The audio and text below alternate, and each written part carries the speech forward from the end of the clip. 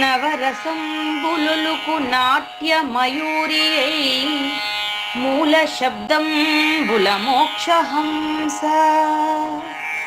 నవరసంబులుకు నాట్య మయూరియై మూల శబ్దంబుల మోక్షహంస. పరమ పవిత్రమౌ పరమాత్మ గీతయే నేడు నాట్యం బాడుచుండెగనుమా. పరమ పవిత్రమో పరమాత్మ గీతయే నేడు నాట్యం బాడుచుండెగనుమ. మునిరతనార్యులు మోదిల్లు శిష్యుండు, మునిరతనార్యులు మోదిల్లు శిష్యుండు సహజాచలుని కంఠ శబ్దరీతి. అజ్ఞానతిమిరంబులంతంబుజేయ అనాదిబోధను వినుము ఆర్యులార. అజ్ఞానతిమిరంబులంతంబుజేయ అనాదిబోధను వినుము ఆర్యులార. వినుము ఆర్యులార. తెలిపే జ్ఞానేశ్వరుల్ గీతన్ దివ్య రీతి. తెలిపే జ్ఞానేశ్వరుల్ గీతన్ దివ్య రీతి. ఆణిముత్యమీ గ్రంథము అచలులార. ఆణిముత్యమీ గ్రంథము అచలులార. ఆదరించిరి గీతను అచల ఋషులు గురుని వాక్కుగా గ్రహించి గురుతుగనుడు. ఆదరించిరి గీతను అచల ఋషులు గురుని వాక్కుగా గ్రహించి గురుతుగనుడు.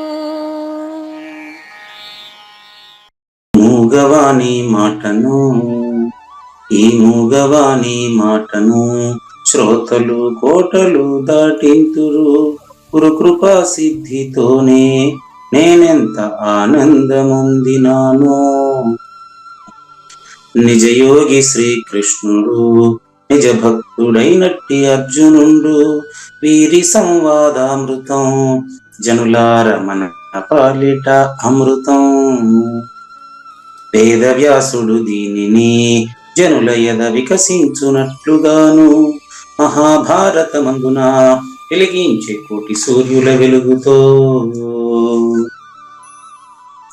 నిత్య సత్య శాశ్వతమైన పరిపూర్ణంలో లేఖనే జరుగుతున్నట్లుగా మనకు తెలియబడుతున్న పవిత్రమైన శ్రీమద్ భగవద్గీత జ్ఞానేశ్వరీయ జ్ఞాన యజ్ఞంలో ఈరోజు 1056వ రోజు, అంటే 2024 జనవరి 24వ తేదీన ఈరోజు మనం 18వ అధ్యాయంలో మోక్ష ప్రాప్తి అనే అంశాన్ని తెలుసుకునేదానికి ముందుగా ఈ మోక్ష ప్రాప్తిని తెలుసుకోవడానికి నిత్య శంకితుడు పనికిరాడు అనే విషయాన్ని శ్రీకృష్ణ దేశికేంద్రుల 181వ కందపద్యంతో శ్రోతలందరికీ సాదర స్వాగత సుమాంజలి. శ్రీ గురుభ్యో నమః. శ్రీమద్భాగవత కృష్ణదేశిక ప్రభులు రచించిన 292 కందార్థ దరువులు సంపూర్ణంగా జ్ఞానయజ్ఞంలో రోజుకొకటి చొప్పున వ్యాఖ్యానించబడిన విషయం శ్రోతలకు విదితమే. ఈ కందార్థ దరువులను రచించిన 19 సంవత్సరాల వరకు అవి ముద్రణకు నోచుకోలేదని, వాటిలోని నిగూఢ భావాలను మరింత స్పష్టం చేస్తూ రచయిత క్షరాక్షరోపాధి ద్వయదోషరహిత పరమతత్వ కందములు 261 రచించారని, తదుపరి సద్గురు శుభాశీస్సులతో ఈ రెండూ కలిపి ఒకే పుస్తకంగా ముద్రించారని పెద్దలు చెప్పగా విన్నాం. ఉన్నాం. పుస్తకం ఇప్పుడు మన భక్తులతో చాలా మంది దగ్గర ఉంది. ఈ కంద పద్యాలు భగవద్గీతకు ఉత్తర గీత వలె సద్గురు భక్తులకు కందార్థ దరువులలోని ఎన్నో సమస్యలకు సమాధానమై విలసిల్లుతోంది. ఎంతో ఉపయోగకరమైనటువంటి ఈ కంద పద్యాలను రోజుకు ఒక్కొక్కటి చొప్పున వివరించాలని అడిగిన ప్రత్యక్ష శ్రోతల కోరిక మేరకు జ్ఞానయజ్ఞంలో శ్రీకృష్ణ పరమాత్మ సందేశానికి ముందే ప్రతిరోజు కృష్ణ ప్రభువుల దర్శనం మహద్భాగ్యంగా భావిస్తూ ముందుకు వెళదామా?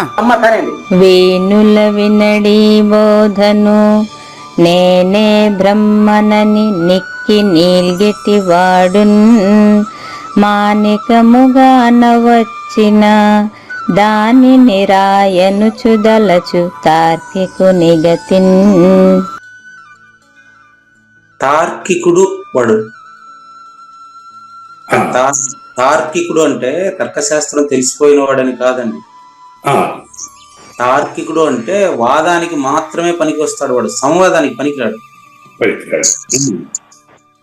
అందుకని అతను నిత్య శంకితుడు అనే టైటిల్. తార్కికుడు అనే పదానికి అర్థం నిత్య శంకితుడు అని. శంకితుడు అంటే సందేహం ఉండేవాడు. ద్వయి వాడు. ద్వయి అంటే తను మహావాక్యాల వరకు తెలుసుకుని ఉంటాడు. మహావాక్యాల వరకు బ్రహ్మాండంగానే తెలిసి ఉంటది. అద్వైత బోధ విని ఉంటారు. అది పెట్టారు అక్కడ. నేనే బ్రహ్మనని నిక్కి నీల్గేటి వారు అని పెట్టారు కాబట్టి ఇప్పుడు అది చెప్పాల్సి వచ్చింది. వాళ్ళు వీణుల అంటే చెవులతో దీన్ని వినరు. దీనికి కారణాన్ని మాత్రం నేను కొంచెం కొత్త పద్ధతిలో చెప్పాలనుకుంటున్నానండి. కొత్తగా నేను కొత్తది ఏం చెప్పనండి, కానీ 2024లో ఈ యొక్క పద్యానికి కొత్తగా వ్యాఖ్యానం చేస్తాను. నిత్య శంకితుడు వినలేదంటే వాడిది ఒక్కడిదేనా, చెప్పేవాడిది కూడా బాధ్యత ఉందేమో అని నా అనుమానం అండి. చూడండి, నా అనుమానం నిజమా కాదు. నిత్య శంకితుడు వినలేదు అంటే బోధనే. చెప్పేటువంటి గురువు గారిది కూడా బాధ్యత ఉంది అంటాను నేను. ఉంటుందండి, డెఫినెట్ గా ఉంటుంది. ఎందుకంటే అతను ఆచరించకుండా చెబితే నిత్య శంకితుడికి ఇంకా శంకలు ఎక్కువైతాయి, నమ్మడు. అవును, అది మనం చూస్తున్నాం. కాబట్టి 2024వ సంవత్సరానికి అనుకూలంగా దీన్ని మీకు ఎక్స్ప్లెయిన్ చేయాలని ఇప్పుడే అనుకున్నాను. ఇప్పుడు నేనే బ్రహ్మనని నిక్కి నీల్గేవాడు అంటే అద్వైత ప్రబోధ తెలిసిన వారు. అద్వైత ప్రబోధ తెలిసిన వారు ఈ ప్రబోధను దూరం పెడుతున్నారు అనేది ఇక్కడ మనకు కనిపిస్తుంది ప్రధానంగా. దానికి మీకు శ్రీకృష్ణ పరమాత్మ శ్రీకృష్ణ దేశికేంద్రుల తులనాత్మక పరిశీలన అనే ఒక చిన్న గ్రంథం లఘు రచన రాయడం జరిగింది. అందులో ఈ విషయం రాశాను. అచల బోధ అందరిదేనా కొందరిదేనా? అచల బోధ కొందరిది, అందరిది కాదు. ఎట్లా? అందరిది అయితే అందరూ ఆకర్షించబడాలి కదా దీనికి. అదే ఇప్పుడు సమాజంలో ఇప్పుడు మీరు చెప్పిన మాన్యత ఉంది. సరే, అదే ప్రశ్న పోనీ మీకు ఇంకొక రకంగా వేస్తా. అచల బోధ అందరికీనా కొందరికేనా? అచల బోధ కొందరికే. ఎవరైతే రైట్, 2 అయింది. 3వ ప్రశ్న వేస్తా. మీ దగ్గరికి వస్తా, నేను దిగుతా. నేను కూడా బస్సు దిగుతా, మళ్ళీ ఎక్కుదాం. ఆగండి, నేను కూడా దిగుతా, మీతో పాటు దిగుతా. ఉండండి, మళ్ళీ మీరు చెప్పినప్పుడే నేను ఎక్కుతా. ఆగండి. 2 అయింది. 3వ ప్రశ్న వేస్తాను. అచల బోధ అందరికీ అవసరమా కొందరికే అవసరమా? అచల బోధ అయితే అందరికీ అవసరం. ఇప్పుడు ఎక్కండి, మళ్ళీ ఎక్కండి. అంటే మీరు 25లోకి రండి, జ్ఞానంలోకి రండి. అంటే ఇంతసేపు పట్టింది ఇప్పుడు మీరు బస్సు ఎక్కించేదానికి నాకు. జీవన విధానం, ఇది నిత్య జీవన విధానంలో భాగమని సమాజంలో ఇంతవరకు అసలు తెలియడం లేదు. కారణం ఏంటంటే అచల గురువు ప్రత్యేకమైనటువంటి భ్రాంతులు పెట్టిస్తున్నాడని ఇప్పుడు కావూరి నాగేశ్వర ప్రసాద్ చెప్పేదాన్ని బట్టి స్పష్టంగా మనకు అర్థమవుతా ఉంది. సమాజంలో అచల బోధ అనేది ఒక ప్రత్యేకమైన గుర్తింపు కలిగిన బోధ అని ఏందో చెప్పినారు నిన్నెవరో. కొత్త పరిపూర్ణం, పాత పరిపూర్ణం, ఇదేందో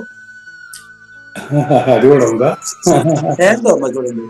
మా కంపెనీయే గొప్ప, మా దగ్గరికి వస్తేనే పరిపూర్ణ బోధ, వేరే దగ్గర లేదు.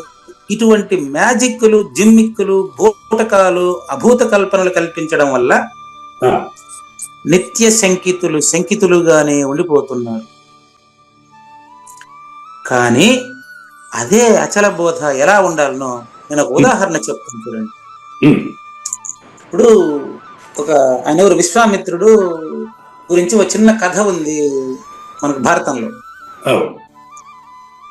ఆ కథగానే వదిలేద్దాం, ఇక్కడ మనకు అవసరమైనట్టు తీసుకుందాం. ఇప్పుడు అతను ఉరిమి చూస్తే కాకి చనిపోయింది కాబట్టి పతివ్రతను ఉరిమి చూస్తాడు. కానీ ఆ పతివ్రత శిరోమణి గురువుగా అవతారం ఎత్తలేదు. కానీ గురువును సూచించారు, నాయన నువ్వు పలానా ధర్మవ్యాధుడి దగ్గరికి వెళ్ళాలి, నీకు బాగా తలకెక్కింది, మహావాక్యాల వివేకం ఇది అదేనండి, ఇది నీకు మహావాక్యాల్లో ఉండేటటువంటి సృష్టికర్త నేనేననేటువంటి అహం బాగా తలకెక్కింది నాయన. ఋషి మహర్షి, గడ్డం పెంచినావు గాని, జుట్టు పెంచినావు గాని, వేషం మార్చినావు గాని నీ బుద్ధి మారలేదయ్యా. ఇంకా నువ్వు పలానా చోటుకి వెళ్తే నీకు కావాల్సిన సమాధానం వస్తుంది అని ఆవిడ అంటారు. అంటే ఆవిడకి సమాధానం తెలియకనా? ఆవిడకి అచల బోధ రాకనా? ఇతన్ని పంపిస్తే పోయి ఏం చూస్తాడు అక్కడ? అతను తల్లిదండ్రులని సేవిస్తూ మటన్ కొట్టు కటిక వ్యాపారం చేస్తున్నాడు. ఎవరెవరు కటిక వ్యాపారం చేసేవాడు నాకేం బోధిస్తాడు అనుకుంటాడు ఈ పరిస్థితి మీకు తెలియజేస్తున్నా ఇక్కడ. ఇప్పుడు అక్కడ ఆ రోజు అతను ధర్మవ్యాధుడు క్లారిటీ ఉందా, ఈ ఋషికి క్లారిటీ ఉందా? ధర్మవ్యాధుడికి క్లారిటీ ఉంది. కాబట్టి ధర్మవ్యాధుడిలాగా ఆచరణ యోగ్యతతో ఈ రోజు అచల బోధ బోధించలేదు కాబట్టి 181వ కంద పద్యంలో నిత్య శంకితులు కానీ మిగిలిపోతున్నారని మీ వల్లే నాకు తెలుస్తా ఉంది. ధర్మవ్యాధుడు ఆచరణ యోగ్యుడా, కేవలం వాచారంభకుడా? ఆయన ఆచరణ యోగ్యుడు. మరి ఇప్పుడు అచల పరిపూర్ణ ప్రబోధ చెప్పే గురువు ఆచరణ యోగ్యుడు ముందుగా అవసరమా? ఊరికే మీటింగులు పెట్టి బోధ చెప్పడం అవసరమా? ఆచరణ యోగ్యుడు అయ్యి ఉండాలి. మరి అందుకని వీడు ఆచరణ యోగ్యత కాకపోవడం కూడా నిత్య శంకితులుగానే మిగలడానికి కారణమని నేను భావిస్తున్నాను. 100% ఆచరణ గురువుకేనా. ఇది నాకు ఎలా వచ్చిందంటే, నా నిత్య జీవితంలో మీకు ఒక ఎగ్జాంపుల్ ఇవన్నీ నేను ఎక్కడి నుంచి చెప్పానంటే ఆ కథలలో నుంచి కాదు. నేను ఎప్పుడు కూడా టీచర్, లెక్చరర్, ప్రిన్సిపాల్, ప్రొఫెసర్ ఇట్లా వృత్తులు వరుసగా క్రమంలో వచ్చానన్నమాట. వీటిల్లో ఎక్కడైనా పిల్లవాడు క్లాసులో సరిగ్గా పాఠం వినకపోవడానికి కారణం తల్లిదండ్రుల్ని, పిల్లల్ని కారణంగా చేసి ఈ 2024 విద్యా వ్యవస్థలో కూడా నిందితుల్నిగా చేసి మాట్లాడుతున్నారు. నో, పిల్లవాడు క్లాసులో సరిగ్గా పాఠం వినడం లేదు అంటే అది ఆ సంబంధిత తరగతి గదిలో బోధించే టీచర్ది మాత్రమే తప్పు. దీనికి ఏమంటారు మీరు? అవునండి, ఇందులో అనుమానం ఉందే? లేదు లేదు. తరగతి గదిలో పిల్లవాడు దిక్కులు చూస్తున్నాడంటే, తరగతి గదిలో అటెండెన్స్ శాతము తక్కువ ఉంది అంటే ఖచ్చితంగా ఆయా సబ్జెక్ట్ టీచర్దే బాధ్యత. ఎలిమెంటరీ స్కూల్ టీచర్ సరిలేదని high school teacher, high school teacher సరిలేదని కాలేజీ టీచరు, కాలేజీ టీచర్ సరిలేదని ప్రొఫెసర్ ఒకరి మీద మరొకరు తప్పులను గురించి మాట్లాడుకుంటున్నారే తప్ప పిల్లల్ని గాలికి వదిలేశారు. అందుకే విద్యా వ్యవస్థ ఈ రోజు ఇలా తయారైంది. దీన్ని ఇప్పుడు మీకు అచల బోధకు అప్లై చేయొచ్చా, చేయకూడదా? చేయొచ్చండి. మరి అచల గురువుగా బోధాధికారం తీసుకున్న ప్రతి ఒక్కరూ నాకేంటి అని ఆలోచిస్తూ తన సంపాదన పెంచుకునే ప్రయత్నంలో ఉంటే బోధ ఎలా పరిడవిల్లుతుందండి? అది ఆచరణ కాదు. మరి అందుకని వీణుల వినడీ బోధను నేనే బ్రహ్మనని నిల్గెటి వాడు, అటువంటి వాడిని కూడా ఆకర్షించి బోధించవలసినటువంటి బాధ్యత అచల గురువుగా బోధాధికారం పొందిన మీకు లేదా? కావూరి నాగేశ్వర ప్రసాద్కి లేదు. ఎందుకంటే ఆయన ఇంకా నేర్చుకునే స్టేజ్ లో ఉన్నారు. అవును. పూజారి వెంకటేశానికి లేదు. ఎందుకంటే వారి ఈ భగవద్గీత యజ్ఞం పూర్తయ్యేలోపైనా ఏమైనా నేర్చుకుంటాడేమో ప్రయత్నం చేస్తున్నాడు. కానీ బోధాధికారం తీసుకొని పీఠాధిపతులుగా చలామణి అవుతున్న మీకు లేదా, బోధాధికారం తీసుకుని కోర్టుకెక్కి దీన్ని నేనే సొంతం చేసుకున్నాను, ఇవంతా నా హ్యాండ్ ఓవర్ లోనే జరగాలి అని ఆర్థిక కార్యకలాపాలు నిర్వహిస్తున్నటువంటి మీకు బోధన పెంపొందించవలసిన అవసరం లేదా? మరి కృష్ణ ప్రభువుల కందార్థాలకి సవివరమైనటువంటి విశేషమైన వ్యాఖ్యానం రాసి మీ దగ్గరికి తీసుకుని వస్తే పూజకు పత్రికలు పంపించి డొనేషన్లు అడిగేదానికి ఉండేటువంటి శ్రద్ధ రచనల పైన ఎందుకు లేదండి మీకు? మీరు కృష్ణ ప్రభువుల వారసులేనా? కృష్ణ ప్రభువులు, శివరామ దీక్షితులు, శ్రీకృష్ణ పరమాత్మ వీళ్ళంతా వ్యాపారం చేశారా, బోధన బోధించారా? బోధనే. మరి బోధన బోధించే పని పక్కన పెట్టి బోధన చేసేటువంటి బోధకులను ఖాతరు చెయ్యకుండా రాజకీయ నాయకులను, అదే విధంగా డబ్బులు ఎక్కువ డొనేషన్ ఇచ్చేటువంటి వాళ్ళను పత్రికల్లో వేసి పత్రికలను వ్యాప్తి చేస్తున్నారే తప్ప ఆ పత్రికలో రచనలు చేసిన వారిని హైలైట్ చేస్తున్నారా? రచనలు చేసిన వారి రచనలను విలువనిస్తున్నారా? న్యూస్ పేపర్లో అడ్వర్టైజ్మెంట్ కు విలువనిచ్చినట్లు మాసపత్రికలు కూడా అదే విధంగా తయారైతే ఎలాగండి? కనుక వాడు నిత్య శంకితుడు, వీడు నిత్య శంకితుడు. నిజంగా నేనే బ్రహ్మను నిక్కి నీల్గేటి వాడు కనీసం కొంత తెలిసాడు. కానీ అచల గురువునని బోధాధికారం తీసుకున్నవాడు ఈ ఆచరణ యోగ్యుడు కాకుండా బోధిస్తే వీడు పూర్తిగా తెలియని వాడు, వీడికంటే వాడే మేము. కాబట్టి అలా నిత్య శంకితుడి పరిస్థితి ఇందులో వివరించబడింది. నేను ఓకే, అది ఒప్పుకుంటాను. నిత్య శంకితుడు ఏం చేస్తాడు అంటే అచల బోధన చెప్పేవాడి శ్రద్ధ సరిగా లేదు, చెప్పేవాడు ఆచరణ యోగ్యుడు కాలేదు కాబట్టి వాడు వినడం లేదు. ఈ పద్యంలో మరో విషయాన్ని ఇక్కడ ప్రస్తావిస్తున్నానండి. ఇప్పుడు అక్కడ ఆయన విశ్వామిత్రుడు అతను కటిక వ్యాపారం చేస్తున్నాడని అతన్ని వదిలిపెట్టి వెళ్ళిపోయినాడా? లేదు. ఎందుకు? ఆ మహత్యం, ఆ అమ్మగారు పతివ్రత శిరోమణి సూచించారు కాబట్టి ఏదో తెలుసుకునే వెళ్ళారు. అవునా? అదే విధంగా ఇక్కడ కూడా ఆచరణ యోగ్యుడై ఉండేటువంటి అచల గురువు దగ్గరికి తనకు తానుగా వచ్చి నేర్చుకుంటాడు నిత్య శంకితుడు కూడా. ఏమో ఈ విషయం కృష్ణ ప్రభువులు ఆలోచించారో లేదో నాకు తెలియదు. కానీ అమ్మగారు తాను ఏమని భావించి అతనికి మన విశ్వామిత్రుడు చెప్పిందంటారు? తాను పరబ్రహ్మాన్ని భావించిందా లేకపోతే? గురుగారు మీరు దిగబాకండి. ఇక్కడ విశ్వామిత్రుడు, ధర్మవేదుడు, తర్వాత ఆ పతివ్రత శిరోమణి వీళ్ళందరిలోకి మీరు పోబాకండి. ఆ భావాలని కావూరు నాగేశ్వర ప్రసాదులో చూసి మీరెక్కడ ఉండాలనో అది చూడండి. మీరు దిగబాకండి. ఆవిడేం భావించారు, విశ్వామిత్రుడు ఏం భావించాడు, ధర్మవేదుడికి ఏం తెలుసు? నో, ఇవంతా పాత్రలు, ఉదాహరణలు మాత్రమే. దాన్ని కావూరు నాగేశ్వర ప్రసాద్ ఏమనుకుంటున్నారు అనేది పూజారి వెంకటేశం దగ్గర అడగండి. మీకు రావాల్సిన ఆన్సర్ భగవద్గీతలో 2వ భాగంలో వస్తుంది. వీడు ఈ నిత్య శంకితుడు ఏం చేస్తాడు తెలుసా?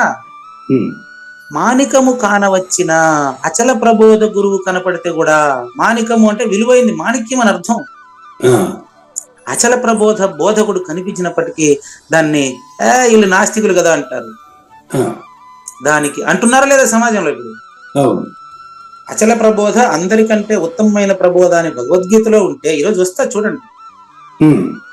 బృహద్వాసిష్టంలో కూడా శివరామ దీక్షితులు, శ్రీధర శివరామ దీక్షితులు చెప్పిండేది ఆ కృష్ణ సాందీపుల విషయమేనని చెబితే అది పనికిరాదు, ఇదే పనికి వస్తుంది, ఈ గ్రంథం పైకెత్తుకుని మాట్లాడుకున్నామంటే అచల బోధ విలువ భగవద్గీతలో ఉందని మనకు తెలియకపోవడమే కదా. మరి దానిని రాయి అను తలుస్తాడు అంటే అచల బోధ అంటే వాళ్ళది నాస్తికమని తలుస్తూ ఉన్నటువంటి సమాజం ఇప్పుడు చాలా మంది అనుకుంటున్నారు. ఎందుకంటే అచల బోధ గురువు అయినటువంటి నేనే రిపేర్ అవ్వాలి ఫస్ట్. కాబట్టి ఈ నిత్య శంకితులు ఈ అచల ప్రబోధ పైన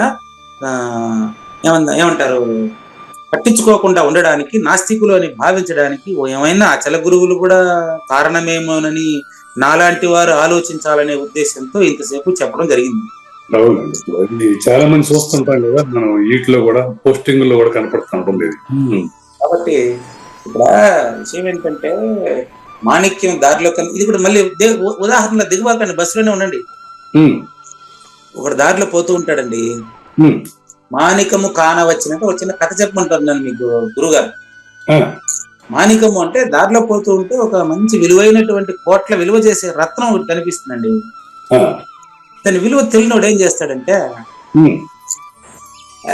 ఇంత రోడ్ కలతలా మెరుస్తా ఉంది, బానే ఉంది కానీ ఇది రోడ్లో ఎవరు పడేస్తారు దీన్ని పోయేసి, ఇది మామూలుగా సిల్లపై కేసి కాలుతాడు, తోసేసి కూడస్తాడు. ఇది ఎందుకు చెప్పాల్సి వచ్చిందంటే, అచల బోధ నీ దగ్గరే, నీ చుట్టుపక్కలనే ఉండే గురువు దగ్గర ఉండి కూడా ఎక్కడి నుంచో ఎవరికో ఫోన్ చేసి, స్వామి మీరు మా ఇంట్లో ఎప్పుడు అడుగు పెడతారని అడుగుతారు. వాళ్ళ గురువు అచల గురువే.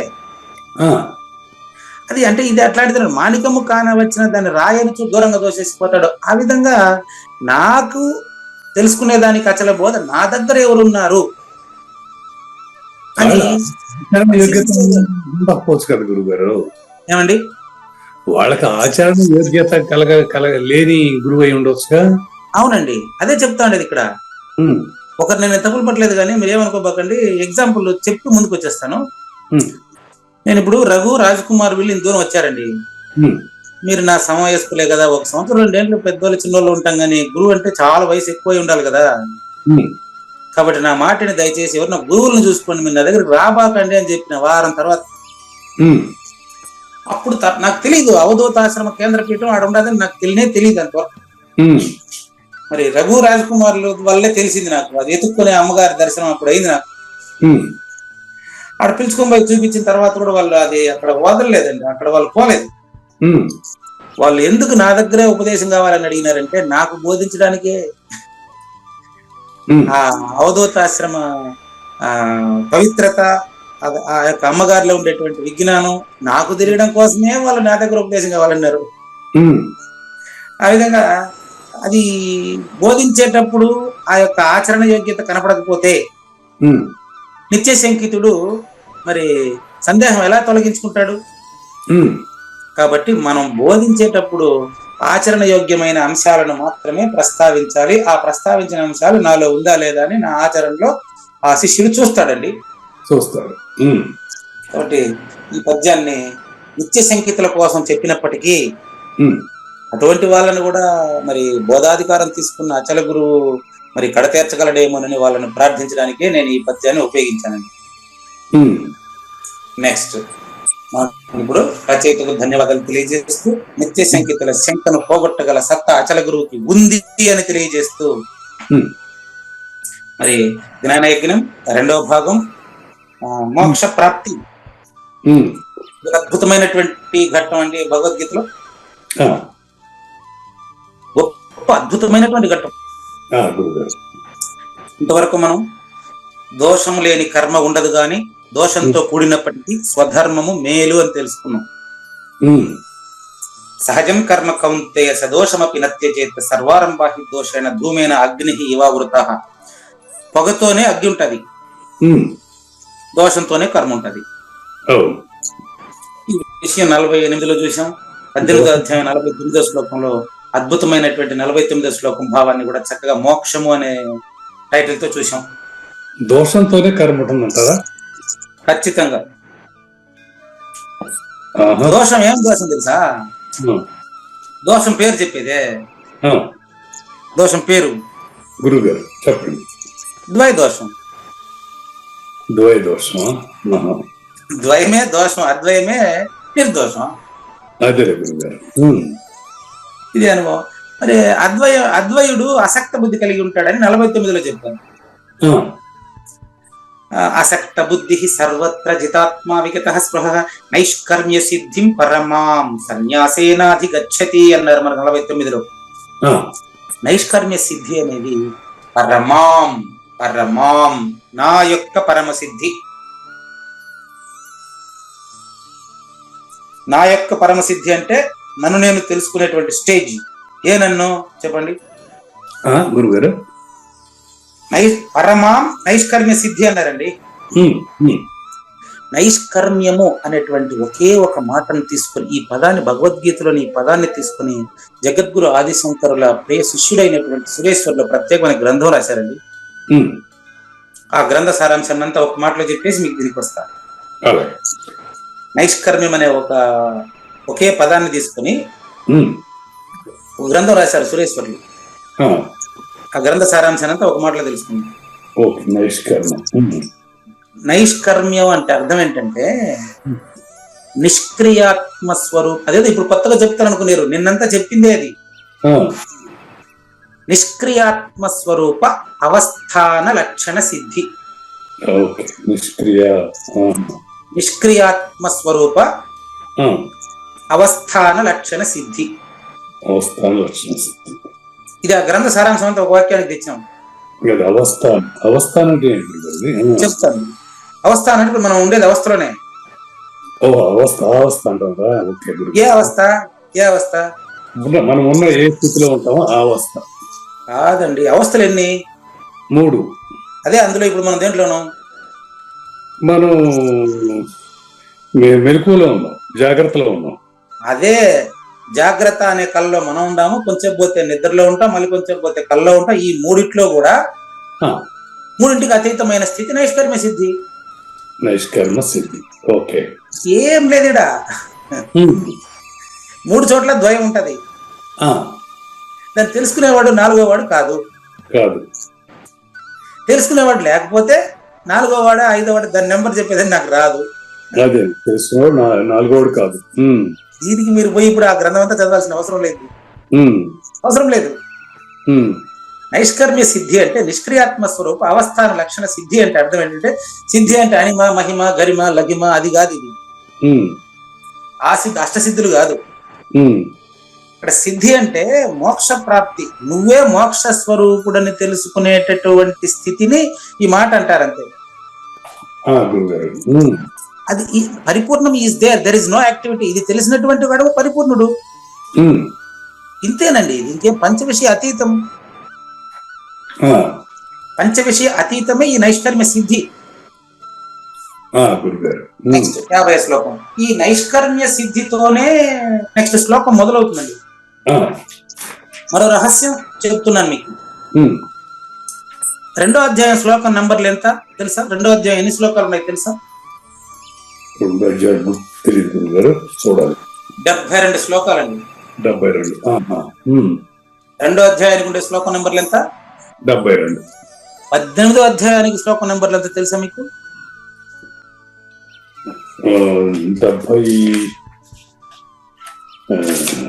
78 అంటారు. నేను ఒకటి కలిపి ఉన్నాను, ఈ కార్యక్రమంలో తెలుస్తుంది. 79 అండి.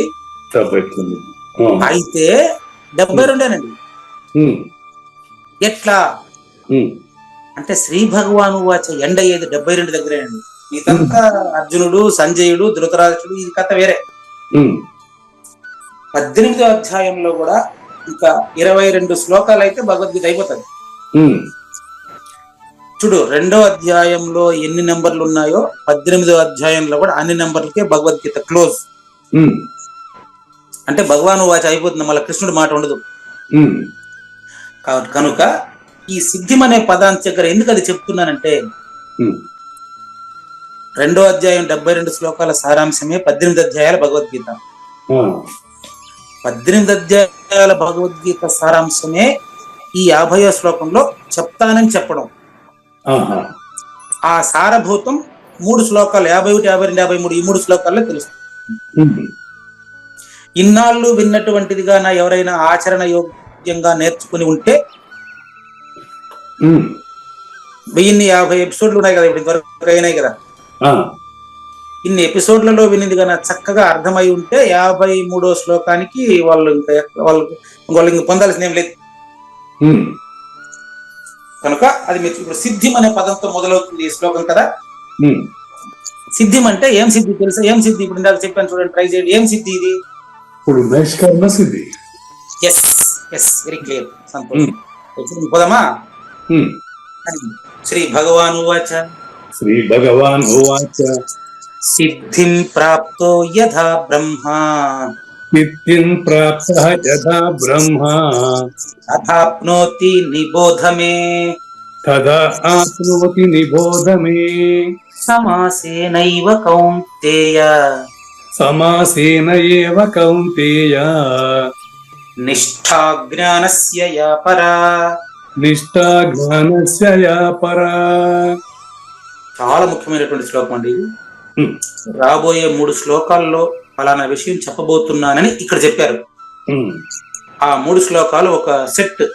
ఉమ్, ఆ సెట్ కి విద్యా ప్రకాశానంద స్వామి అత్యద్భుతంగా ఎక్స్ప్లెయిన్ చేశారు. ఆ, వీరుంటే మీకు శ్రోతలు ఎవరైనా గీతామ గ్రంథంలో ఉండేటువంటి ఆ 50 నుంచి 53 వరకు ఉండేటువంటి అర్థాన్ని ఒకసారి పరిశీలన చేసుకుంటే ఇక్కడ చెప్పేది ఇంకా బాగా క్లియర్ గా తెలుసుకునే వీలుంది. ఉమ్, చాలా అద్భుతమైనటువంటి భావన ఇది. ఆ, సిద్ధిం అంటే అచల పరిపూర్ణ ప్రాప్తి అని అర్థం అండి. కౌంతేయ అంటే కావూరి నాగేశ్వర ప్రసాద్ గారు. ఇప్పుడు మీకు చెప్పబోయేటువంటి జ్ఞానము ద్వయదోషం కలిగిన జ్ఞానం కాదండి. ఉమ్, అద్వయమైన, ద్వయాతీతమైన, పంచకోశ వివేక అతీతమైన, పంచకోశానికి అతీతమైనటువంటి అచల పరిపూర్ణ జ్ఞానం అయ్యా. ఉమ్, అది యా పరానిష్టా సిద్ధిం. ఉమ్, నైష్కర్మ్య సిద్ధి అంటే ఇక్కడ కూడా అర్థం చెప్తున్నాడు కృష్ణ పరమాత్మ, వ్యాఖ్యానం చేసి మనకు చెప్పేస్తున్నాడు. ఉమ్, యా పరానిష్టా సిద్ధిం.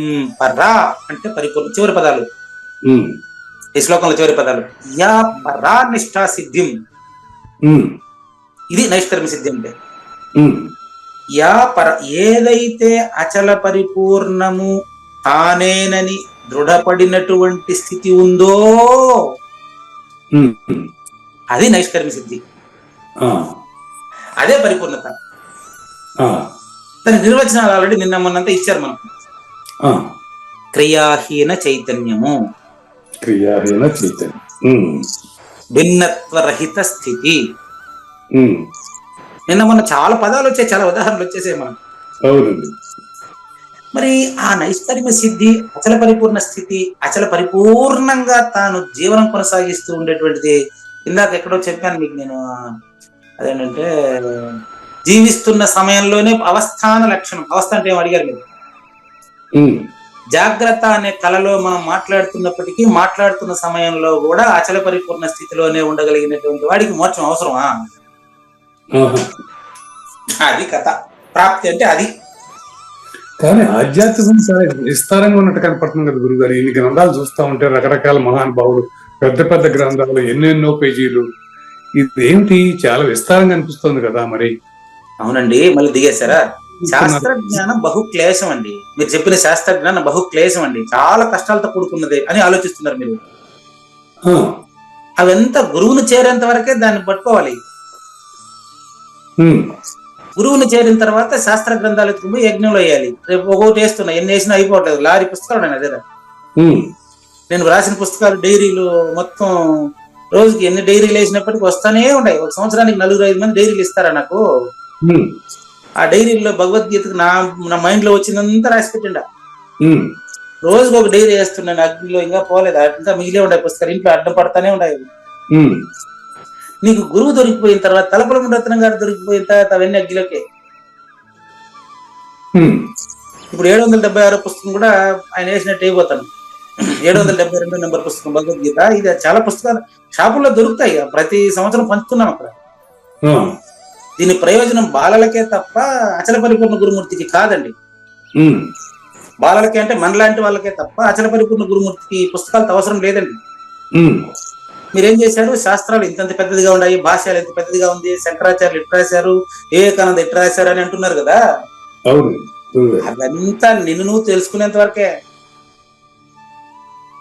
ఇప్పుడు పంట పండించేది మనం బియ్యం కోసం మాత్రమే. పొట్టు, తర్వాత గడ్డి, ఉమ్, పుట్టు, గడ్డి, వాటి కోసం పంట పండించేది మనం. లేదు, బియ్యం ఏం చేస్తాం? ఇంటికి ఎత్తుకొచ్చిన తర్వాత వండుకొని తింటాం. అది చేయాలి గాని మళ్ళీ గ్రంథాలు వెనకాల అన్ని ఉన్నాయంటే నన్ను ఏం చేయమంటారు చెప్పండి? ఆ వెనకాల పోయి ఎట్టుకుంటూ పోండి. ఉమ్, అవసరం లేదయ్యా నీకు అవన్నీ. ఉమ్, నీకు అవసరం లేదు, నువ్వు సిద్ధి కదా. ఇప్పుడు ఏం చెప్తున్నారు ఇక్కడ? సిద్ధిం ప్రాప్తో యథా బ్రహ్మ తదాప్నోతి నిబోధమే. నేరుగా దాన్నే చెప్పేస్తానంటుంటే ఉమ్, యా పరానిష్ట, ఏదైతే అచల పరిపూర్ణము సిద్ధి అయినప్పుడు ఉండే స్థితి ఉందో దాన్ని 3 శ్లోకాల్లోనే చెప్పేస్తానంటుంటే అది ఎట్లా, ఏ విధంగా ప్రతి మనిషి పొందుతాడో ఇంతవరకు కూడా చెప్పబడింది నా దగ్గర. మీకు కృష్ణ ప్రభువుల పద్యానికి కూడా చక్కగా వ్యాఖ్యానం చేయబడింది కదా. ఏ విధంగా పొందుతాడంటే ఆచరణ ద్వారా, కర్తృత్వ రహిత కర్మాచరణ ద్వారా, నిష్కామ కర్మ ఆచరణ ద్వారా తనలో పరిపూర్ణాన్ని తనను పరిపూర్ణంగా చూసిన తర్వాత కూడా మళ్ళీ గ్రంథం కావాలంటాడా? యథాప్రాప్త, ఏ విధంగా తనను తాను పరిపూర్ణుడని తెలుసుకొనునో అని అర్థం. బ్రహ్మ యథా బ్రహ్మ యథామృతము, ఉన్న పరిపూర్ణమే ఉన్నదున్నట్లున్నది అదే ఇతని యొక్క పుట్టుక, పెరుగుదల, తర్వాత నశించుట ఇవంతా మాయలో భాగమేనని ఎప్పుడైతే తెలుసుకుంటాడో, ఎలా తెలుసుకుంటాడో తథా సమాసేన, అలాగే చెప్తాను. ఆ విధానం ఏ విధానమో, ఎలాగైతే తానకు తానుగా అచల పరిపూర్ణుడని తెలుసుకొనునో ఆ విధానాన్ని సమాసేన ఏవ, సమాసేన ఏవ అంటే సమాసేన అంటే సంక్షిప్తంగా అని అర్థం వస్తుందండి, కానీ సంపూర్ణంగా అని అర్థం అండి. ఎందుకు సంపూర్ణంగా అంటే ఇక్కడ సంక్షిప్తంగా కానీ 18 అధ్యాయాలుగా చెప్తా ఉండేది, దాని సమాచారం కదా ఇక్కడ చెప్తా ఉండేది. కాబట్టి సంపూర్ణంగా అని అర్థం తీసుకోవాలి. మే పూజారి వెంకటేశం నుండి శ్రీకృష్ణ పరమాత్మ చెప్పినటువంటి జ్ఞానాన్ని నిబోధ, విను, నో తెలుసుకో. నిబోధ అంటే తెలుసుకో.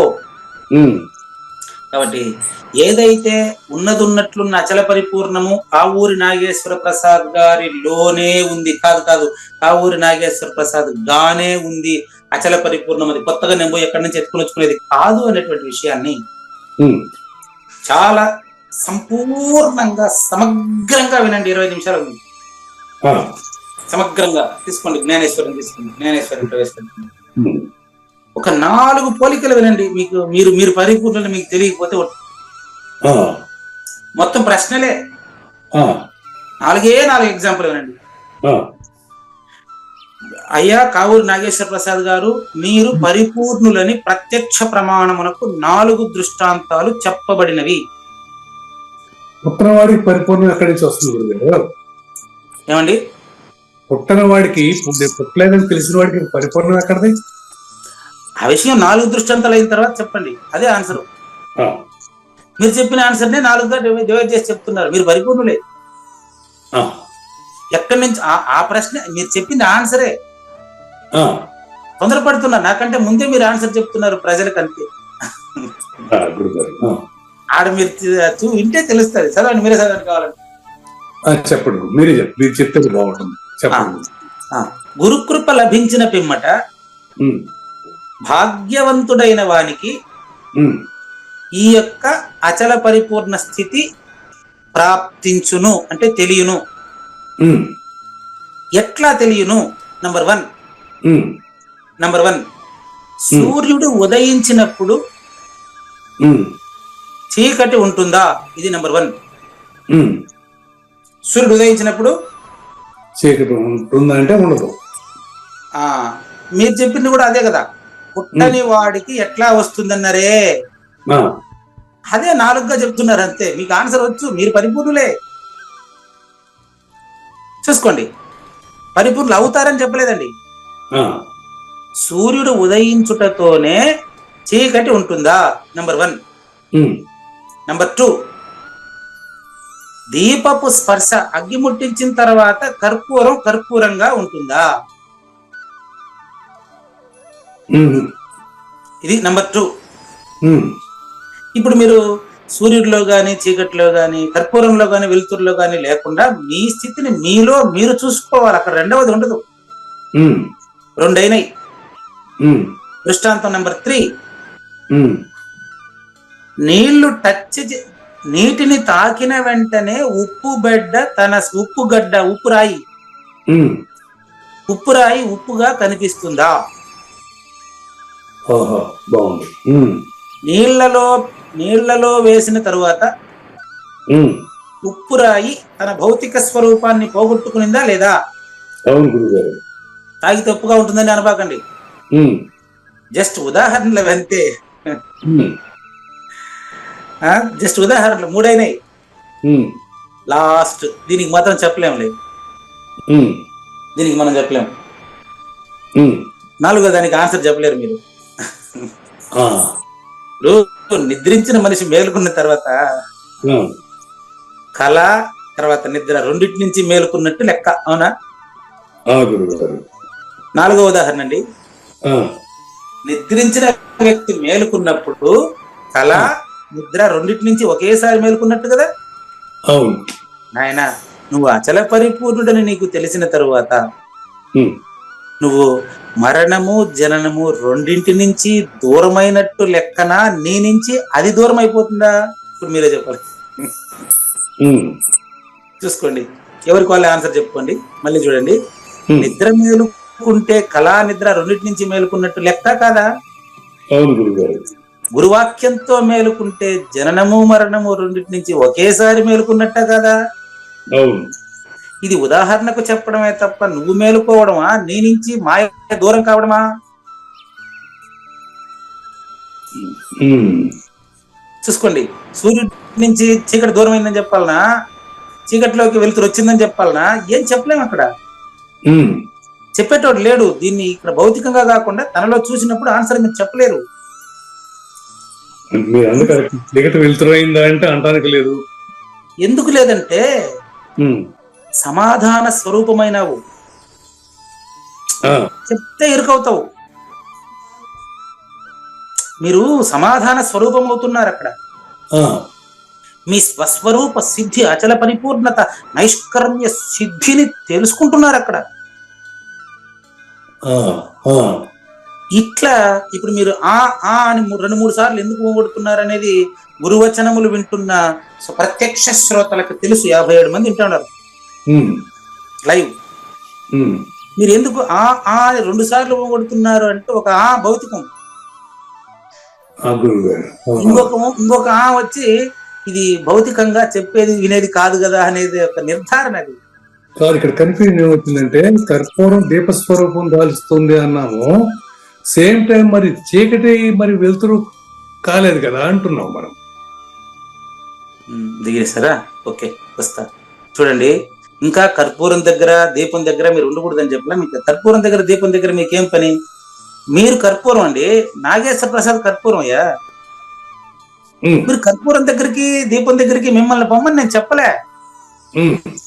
నాగేశ్వర ప్రసాద్ అనేటువంటి ద్వయము కార్యకారణ సంఘాతము కర్పూరం.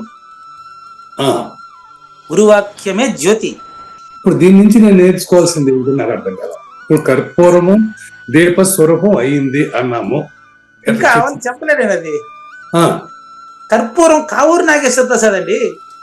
ఓకే, కావూరి నాగేశ్వర ప్రసాద్ అనేటువంటి భ్రాంతి కర్పూరం. పూజారి వెంకటేశం అనే భ్రాంతి కర్పూరం. ఓకే, దీపం ఎవరు? సద్గురువా? సద్గురువు. ఓకే, సద్గురు వాక్యమా? మీరు నామరూపాల దగ్గర ఉంటే నేను చేయగలిగింది ఏమి లేదు. ప్రపంచం మానసికమేనండి, భౌతికం కాదండి. ప్రపంచం మానసికం అండి. మీరు తలపల మునిరత్నం గారు జ్యోతి స్వరూపం అండి. అదే గురువు దగ్గర కర్పూరం లాగా ఉండాలి అని. ఉండాలి కాదు, వినండి, తలపల మునిరత్నం గారిని పూజారి వెంకటేశం గారిని ఇద్దరిని భావించాల్సింది కావూరి నాగేశ్వర ప్రసాద్ లోనే కదా. అవును. ఇప్పుడు తలపల మునిరత్నం గారు మీ దగ్గరికి రావడం లేదు, పూజారి వెంకటేశం మీ దగ్గరికి రావడం లేదు. పూజారి వెంకటేశం అనే శిష్యుడు తలపల మునిరత్నం అనేటువంటి సద్గురు వాక్య ప్రబోధన చేత ఒక వెలుగు వెలిగి కలిసి వెలుగుతారా, కలవకుండా వెలుగుతారా? అది వెలిగేది ఆ యొక్క బోధగా తీసుకో. అది ఇప్పుడు మీరే బోధ స్వరూపం అవుతున్నారు. చూడండి, మీరు కర్పూరం దగ్గరికి పోలేదు. ఇప్పుడు గురు శిష్య సంవాదాలు ఇప్పుడు వచ్చారు, ఇప్పుడు ఎక్కారు బస్సు.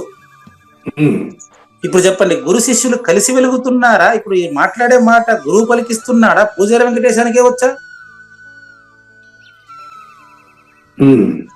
మీరే చెప్పాలా? ఏం చెప్తే దానికి ఆన్సర్ నేను ఇస్తా. పూజారి వెంకటేశమే పలుకుతున్నాడా, గురువు పలికిస్తున్నాడా? గురువే పలికిస్తున్నాడు. గురువు పలికిస్తున్నప్పుడు ఇద్దరు కలిసి వెలుగుతున్నట్టు లెక్క కదా. అవును. గురువు లేకుండా శిష్యుడు లేడు, శిష్యుడు లేకుండా గురువు లేడు. అవునా? ఆ ఎలుగు బోధ. ఓకే. ఇద్దరు కలిసే కదా బోధిస్తున్నారు ఇక్కడ. అంతే గురువు గారు. ఇద్దరూ కలిసి బోధిస్తున్న సమయంలోనే ఇప్పుడు కర్పూరం జ్యోతి వీళ్ళిద్దరూ అని భావించి చూసినప్పుడు ఏమండి, బోధిస్తున్న సమయంలోనే పూజారి వెంకటేశం కనపడకూడదు, మీకు తలపల ముందత్నం కనపడకూడదు. నువ్వు అచల పరిపూర్ణుడిగా కనిపిస్తే ఆటోమేటిక్ గా వీళ్ళిద్దరూ నీ నుంచి దూరం అవుతారు. ఇదే గురు శిష్య రహిత నైష్కర్మ్య సిద్ధి. అప్పుడు మీకు తలపల ముందత్నం కనపడకూడదు, పూజారి వెంకటేశం కనపడకూడదు, మీరుగా కనపడాలి పరిపూర్ణంగా. కానీ మీరు బయట చూస్తే ఎట్టండి. నెక్స్ట్ అదే గురువచనములు వినుడు తోడనే సౌభాగ్యవశమున ఈ కావూరి నాగేశ్వర ప్రసాద్ వల ఎవని ద్వైత బుద్ధి అయితే నాశనముందునో. దీనికి ఇంతసేపు చెప్పించారు నా దగ్గర మీరన్నమాట. చూసుకోండి, ద్వైత బుద్ధి నాశనం పొందిన తర్వాత అండి, ఏం బైబిల్ బాకండి, మీకు ఇంకో పోలికి తెస్తా. లేదండి. ద్వైత బుద్ధి నాశనమైన తర్వాత ఇప్పుడు ఇంకో రకంగా చెప్తా మీకు.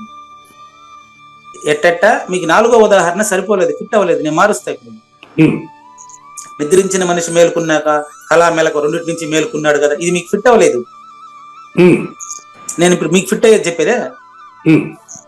మేలుకున్న మనిషి గాఢంగా నిద్రపోయేటప్పుడు మెలకువ నుంచి, సుషుప్తి నుంచి, కళ 3 నుంచి విరమించినట్టు కదా.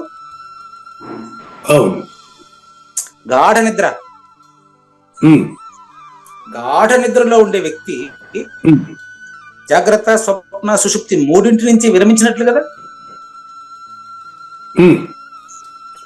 అతను నేను ఏం పొందానని చెప్తాడు చెప్పండి? ఏం చెప్పలేడు. ఇదే ద్వైత బుద్ధి నాశనం చెందడం అనేది. ఏం చెప్పలేడు అనేది కూడా కావూరు నాగేశ్వర ప్రసాద్ అనే దేహం నుంచి పలికే మాటలే కదా. అంతేనా? అది మాత్రం ఏం కరెక్ట్ గురువు గారు. ఇప్పుడు మరణించినాడు కూడా నిద్రపోయినాడు కింద లెక్కే కదా. మరణించినాడు మరి పరిపూర్ణుడి కింద లెక్క వస్తారా? కాదు కదా. మళ్ళీ చెప్పండి. ఇప్పుడు నిద్రపోయినాడు, మనం ఏం 3 అవస్థల్లో ఉన్నాడు, ఏం చెప్పలేడు. ఏ అవస్థలో ఉన్నాను కూడా చెప్పలేడు. మరణించినాడు కదా. అటువంటిప్పుడు మరణించిన వాడి సమస్య ఉండండి. వీడికి మరణమే లేదంటుంటే మీరు జాగ్రత్త అనే ఒక అవస్థలో మరణం అనే మరో అవస్థను తెచ్చి ఉదాహరణగా ఎలా చెబుతారు? ఇక్కడ పుట్టితే ఎంత మంచి ఒక ఎగ్జాంపుల్ అండి. ఈరోజు సుదినం అండి, 2024 జనవరి 24వ తేదీ, 24/1/24 కొత్త సూచన విందాం. అయ్యా, గాఢంగా నిద్రలో ఉండేవాడు నేను చనిపోయి ఉండాను, నేను బతికుండాననే ధ్యాస ఉంటది వాడికి. ఉంటుంది. టెంపరీ గాఢ నిద్ర, టెంపరీ వ్యవహారం. ఓహో, మళ్ళీ వదలరా, మళ్ళీ చెప్తాను. గాఢ నిద్ర అనేది టెంపరీ అనేది గాఢ నిద్ర పోయినాక చెప్పండి. చెప్పలేదు. అందుకని గాఢ నిద్ర అని కాదు సూచన చేస్తుండేది. సదా సుషుప్తి అవస్థస్తే జ్ఞాన కర్మ వివర్జితాత్. ఇది ఒక్కటే సూచన ఈరోజు. ఇంకోసారి చెప్పండి, నోట్ చేసుకుంటారు. సదా అంటే అర్థం ఏంటి? రాసుకుంటే ఏం చేసుకుంటారు? సదా సుషుప్తి అవస్థస్తే. ఓకే. సదా అంటే అర్థం చెప్పండి. ఎప్పుడు, ఎల్లప్పుడు. మరి ఎల్లప్పుడూ గాఢ నిద్ర అని చెప్పింది. మీరు గాఢ నిద్రలో మెలకువ, గాఢ నిద్రలో ఏం చెప్పలేమని మెలకువలో చెప్తేట మీరు ఎక్కడ చెప్పాలి తెలుసు ఈ మాట? నిత్య సుషుప్తిలో వెళ్ళి చెప్ప. నిత్య సుషుప్తి అంటే అర్థం ఏంటంటే గాఢ నిద్రలో. గాఢ నిద్రలో అంటే అర్థం ఏంటంటే మీరు నాగేశ్వర ప్రసాద్ నిద్రపోయిన తర్వాత ఆలోచిస్తున్నారు. అది కాదు నేను ఈ గాఢ నిద్ర. నువ్వు నాగేశ్వర ప్రసాద్ నుంచి సృష్టికర్త స్థాయికి వస్తే అప్పుడు సృష్టి నువ్వు ఒకటే అవుతావు, శూన్యం అవుతావు. శూన్య స్థితి నుంచి నాకు చెప్పాలి ఇప్పుడు మీరు. శూన్య స్థితిలో వంగొట్టేది ఉందా? కాబట్టి ఎవడికైతే అచల పరిపూర్ణుడు తానేననే ప్రతీతిలో విశ్రాంతి లభించిందో ప్రబోధ సమయే బోధిస్తున్న ఇప్పుడు ఈ క్షణంలోనే అట్టి వాడికి ఇంకా ఏవో కర్తవ్య కర్మలు మిగిలి ఉంటాయని, మళ్ళీ వచ్చే జన్మ ఉంటుందని ఎవడైనా చెబుతాడా? నెక్స్ట్ లాస్ట్ ఎగ్జాంపుల్, ఆకాశం ఎప్పుడైనా పుట్టిందా చెప్పండి. కావూరి నాగేశ్వర ప్రసాద్, పూజారి వెంకటేశం ఆకాశంలో భాగమా కాదా? మరి ఆకాశం ఎప్పుడన్నా పుట్టిందా? చిట్టి పురుషుడికి, ఇది ఇక్కడ ఆన్సర్ వచ్చినటువంటి పురుషుడికి ఏ కర్తవ్యము మిగిలి ఉండదనేది నిస్సందేహమైన విషయం అంట. మనల్ని నిర్ణయం అడగలేదు ఆయన, కృష్ణ పరమాత్మ. జ్ఞానేశ్వరి మనల్ని అభిప్రాయం అడగలేదు ఆయన అసలు. సందేహం మిగిలిదయ్యా అంతే ఈ విషయము. అయితే కావూరి నాగేశ్వర ప్రసాద్ కాన్సెప్ట్ వస్తున్నదండి. ఈ విషయం వెంటనే మీకు తెలియదులే, తొందరపడబాకుంటున్నాడు ఆయన. అదే నేను చదువుతున్నా. ప్రతి పురుషునికి, పూజారి వెంకటేశం లాంటి అజ్ఞానులకి, సరే జ్ఞానులకైనా అజ్ఞానులకైనా ఇది స్థితి వెంటనే రాదండి. దీర్ఘకాలం గురుసేవ చేత గాని సిద్ధించదండి. తన చెవులు మరి గురువచనములు సంయోగం కలుగుతోడనే ప్రతి వస్తు స్వరూపము ఒక్కమారుగా సిద్ధి పొందదు. ఎందుకంటే ఇప్పుడు తోడేసిన తర్వాత పాలు పెరగడానికి టైం పడుతుంది కదా. కాదు, ఇప్పుడు దీన్ని చెప్పిన దాని ప్రకారం ఆకాశం ఎన్నడూ జన్మించదు, నాశనం అవుతుందా అన్నప్పుడు ఆకాశం కూడా పరిపూర్ణ కింద వస్తాను కదా గురుగారు. ఇంకా మీరు ఆకాశం దగ్గరే ఉన్నారా? మరి అది తేలాలిగా. ఆకాశం శబ్ద గుణం అండి. అవును, ఆకాశానికి గుణం ఉందండి, పరిపూర్ణ నిర్గుణం కదయ్యా. మీరు ఆకాశంలో ఉండి ఆలోచించకుండా గురువాక్యం ప్రకారం మీలో మీరు ఆలోచిస్తే ఏమైతుందంటే, పాలు పెరిగేదానికి టైం పట్టింది కదా. పాలు పెరిగేదానికి టైం పట్టినట్టుగా మీరు క్లాస్ అయిన తర్వాత దీని గురించి మీరు హాయిగా కూర్చొని ధ్యానం చేయండి. పంచ విషయాల మీద కోబాకండి. ఎందుకంటే సామాన్యంగా విహిత కర్మాచరణ అనే అగ్ని చేత మీరు 7 గంటల తర్వాత మీరు చేసేటువంటి ప్రతి పనిలోనూ కామ్య కర్మలు, నిషిద్ధ కర్మలు నిషేధించి అందులో ఉండే రజోగుణ తమో గుణాలు రెండింటిని మీరే బూడిద చేస్తే, మీరు నా కారు, నా ఉద్యోగం, నా పెన్షను, నా బిడ్డలు, నా శ్రీమతి, నా ఇల్లు, నా వాకిలి, నా వయసు, ఇదంతా నా పుత్రులు, నా ద్రవ్యము, నా స్వర్గము, నా నరకము, నా జననము, నా మరణము, ఈ ఆలోచించకుండా ఇవన్నీ కూడా కావూరి నాగేశ్వర ప్రసాద్లో ఉండేటువంటి అచల పరిపూర్ణ గురుమూర్తి వశమైపోతాయి. అప్పుడు నలువైపులా స్వేచ్ఛగా పరుగులు పెట్టేటువంటి కావూరి నాగేశ్వర ప్రసాద్ యొక్క ఈ పంచ విషయాల యొక్క మలినము పూర్తిగా ఇంద్రియ నిగ్రహము అనే తీర్థంలో కడిగి చక్కగా నిర్మలం చేయండి. స్వధర్మాచరణ చేసి ప్రయత్నం చేయండి. స్వధర్మము స్వకర్మంతో భగవంతుని అర్చించండి. స్వధర్మము అంటే అర్థం ఏంటంటే, నేను ప్రవర్తిస్తున్న ప్రతి క్షణము నాలో ఉండే అచల గురుమూర్తి చెప్పినట్లు నేను నా పనులు ఆచరించడం అండి. స్వధర్మాచరణ వల్ల కలిగే ఫలితము ఈశ్వరార్పితమర్చి అచలమైన వైరాగ్యం. అప్పుడు మీకు అదే కలుగుతుంది. మీరు ప్రయత్నం చేయబాకండి. అచలమైన వైరాగ్యం పొందిన వాడు ఈ రీతిన మీకు మీరే సాక్షాత్కార స్థితి పొందినప్పుడు జ్ఞాన ఉత్కర్షకు కావలసిన సామగ్రి అంతా మీకు మీకే ఏకత్రితమైన సమయంలో మీకు సద్గురు దర్శనము మీలోనే తెలియగలరు. వీరబ్రహ్మేంద్ర స్వామి చరిత్ర ప్రారంభంలో ఉంది ఈ సందేశం. సినిమా వీరబ్రహ్మేంద్ర స్వామి చరిత్రలో ప్రారంభంలో ఉంది ఎన్టీఆర్ డైలాగ్ ఇది. ఏకత్రితం అనరిస్తే మీరు త్రిపుటి రహితుడైతే మీలోనే మీకు సద్గురు దర్శనం. ఆకాశం పుడుతుందా పుట్టదా, ఆకాశంలో మనుషులు పుట్టినారా లేదా, ఇది కాదు. ఆకాశ స్వరూపం నువ్వేనగా చెప్తాడు. సద్గురుడు ఎలాంటి సంకోచము లేకుండా వివరంగా ఆత్మబోధోపదేశము 1 hour గంట సేపు జ్ఞానేశ్వరి మీకు చెబితే అది అప్పుడే ట్రీట్మెంట్ కావాలని క్లాసులోనే మీరు అడుగుతున్నారు. నో, ఔషధము పుచ్చుకుంటే రోగం నశించేదానికి 2 రోజులు కావాలి కదండి. క్లాస్ తర్వాత ఈ క్లాసుని మీలో ధ్యానం చేయండి. మరొక్కసారి వినండి. కావాలంటే మీరు మాట్లాడిన మీరు వేసిన ప్రశ్న మీకు ఆన్సర్ మీ దగ్గరే ఉంది, నా దగ్గర కాదు ఉండేది, మీ దగ్గరే ఉంది. మరి మన శరీరం ఒక్కసారిగా స్వస్థత అయిపోతుందా? టాబ్లెట్ తీసుకున్న ఆ రోజు బాగా అయిపోతుంది, అప్పుడే బాగా అయిపోతుంది జ్వరమా? సమాధానం మాత్రం ఇప్పుడే వచ్చేయాలంటే ఎలా వస్తుందండి? నా నుంచి చెప్పి వస్తుంది. మీరే సమాధాన స్వరూపం తండ్రి. తెల్లారగానే మధ్యాహ్నం అయిపోతుందా? ఇక్కడ ఉంది, అదే ఉండేది. నేను చదువుతున్నానండి, నేను మీతో మాట్లాడుతున్నాను అనుకోబాకండి. గురువు విషయంలో అలా కాదు గురుగారు. గురువు చెప్పారంటే అది అప్పటికప్పుడు ఫలితం వచ్చేస్తుందండి. తెల్లారగానే మధ్యాహ్నం కానట్లు సారవంతమైన మరియు చెమ్మగా ఉండే భూమి రెడీ అయినప్పుడు మీరు హాయిగా మీరు అచల పరిపూర్ణతకు సిద్ధి మీకు పరిపక్వత చెందారు కదా. ఇంకా మీకు తప్పనిసరిగా మీకు మీలోనే పరిపూర్ణత తెలుసుకునే సమయం వస్తుంది. మనం తొందరపడడం ఎలాంటిది తెలుసా? మనం తొందరపడడం, మా కూతురు తండ్రిని నా 5వ తరగతి చదివేటప్పుడు మా క్లాస్మేట్ అమ్మాయికి ఓనీలు ఫంక్షన్ చేస్తున్నారు, నాకు ఎందుకు చేయలేదు, నాకు ఎప్పుడు చేస్తారని అడిగినట్టు అది మనం తొందరపడితే, నేను తొందరపడి. కాబట్టి ఉపయుక్త సమయం వచ్చి పైరును కోసిన రోజులు వచ్చినప్పుడు మాత్రమే ధాన్యం ఇంటికి వస్తుంది. మీరు మొలకగా ఉండేటప్పుడు దీంట్లో బియ్యం ఎట్ట పండుతుంది అంటే, నాట్లు నాటారు, వరి పైరు ఉంది, పచ్చగా ఉంది. ఏమండి ఇది పచ్చగా ఇంత దూరం దీంట్లో బియ్యం ఎట్ట వస్తుంది అంటే ఏం చెప్తాం మీరు? కానీ ఇప్పుడు దీనికి మాధ్యమం అయితే ఉండాలి కదా, మీరు ఇంకోళ్ళు చెప్తే కదా పంట పండేది. కాదండి, సహజంగా పండుతుందండి. మనం చెప్పడం వల్ల పండదు, మనం వర్ణించకుండా గుమ్మను చూస్తానే ఉంటే దాని ఇష్టంగా పంట పండి మీకే అనుభవం అయిపోతుంది. మీరే పండిస్తే మీకే తెలిసిపోతుంది. మీరే మనం చెప్పినా చెప్పకపోయినా సహజంగా మీరు పరిపూర్ణ మీకే తెలిసిపోతుందండి. టైం అయిపోయిందట. కాబట్టి ఈ శ్లోకానికి సంబంధించిన మిగతా సూచనలు ఇంకా మిగిలిపోయాయి, తర్వాత ఎపిసోడ్ లో చూద్దామండి. లేనిది లేదు లేదు, ఉన్నది లేకపోవుట లేదండి, ఈ గొప్ప మర్మమంతా నీ వలన తేటగా తెలిసెనండి. నైష్కర్మ్య పరమ సిద్ధి పొందుటకు జ్ఞాన యోగమి మార్గము, ఆ పరమ నిష్ఠ పొందే మార్గము క్లుప్తముగా వినుము పార్థ. శ్రీకృష్ణుని పలుకును సూటిగా తలపల మునిరత్నమే, శ్రీమించిన భావమై సద్గురువు చెప్పకనే చెప్పెను గదా. సద్గురు అర్పణ. మంగళం అమ్మ కానండి.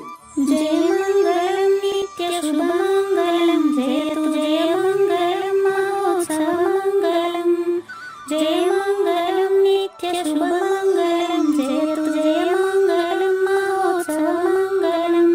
శ్రీమించున చలంబు సూచించినటువంటి దక్షిణామూర్తికి దండమిడుతూ, శ్రీమించున చలంబు సూచించినటువంటి దక్షిణామూర్తికి దండమిడుతూ, శ్రీ మహావిష్ణువు సూర్య భగవానుడు యాజ్ఞవల్కి జనక రాజ ఋషికి.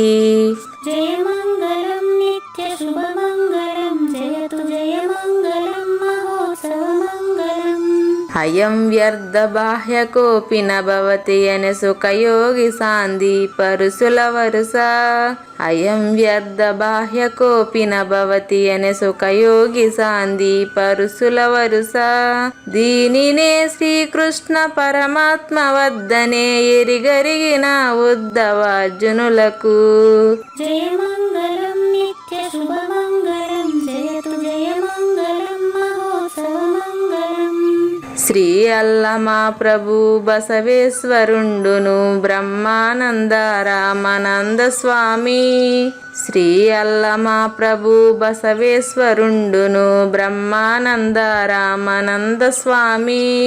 నవరసాలు లిఖించు నాట్యమయూరిగా గీతను మలచిన జ్ఞానేశ్వరులకు. జయ మంగళం నిత్య శుభమంగళం, జయతు జయ మంగళం మహోత్సవ మంగళం. కబీరు దాసుడు సహజానంద గురుడు రామావధూతయు రాజితముగా. కబీరు దాసుడు సహజానంద గురుడు రామావధూతయు రాజితముగా. అంబికా శివయోగి శ్రీవేమన నిరంజన వెంకయ్య తిరువెంగళార్యులకును. జయ మంగళం నిత్య శుభమంగళం, జయతు జయ మంగళం మహోత్సవ మంగళం. శ్రీ బృహద్వాసిష్ట సిద్ధాంతమును చేసి జనన మరణ భ్రాంతి జడుపు బాపి. శ్రీ బృహద్వాసిష్ట సిద్ధాంతమును చేసి జనన మరణ భ్రాంతి జడుపు బాపి. అచల సాంప్రదాయమవనిలో నెలకొలిపి అందించినట్టి శివరాములకును. జయ మంగళం నిత్య శుభమంగళం, జయతు జయ మంగళం మహోత్సవ మంగళం. మెప్పైన బోధల తిప్పలు బాపిన అప్పయ్య మంత్రియు అచల గురులు. మెప్పైన బోధల తిప్పలు బాపిన అప్పయ్య మంత్రియు అచల గురులు. పరశురామ సీతారామ స్వామి ప్రభులు నరసింహయోగి గురువర్యులకును. జయ మంగళం నిత్య శుభమంగళం, జయతు జయ మంగళం మహోత్సవ మంగళం. కంద కందార్థముల నందించి బృందముకు రంది పాపిన కృష్ణ ప్రభువునకును కందార్థముల నందించి బృందముకు రంది బాపిన కృష్ణ ప్రభువునకును పలుకులా కందనిది పరబయలు ఇది అని పలికిన ఫీల్కాన లక్ష్మణునకు జయమంగళం నిత్య శుభమంగళం జయతు జయమంగళం మహోత్సవమంగళం.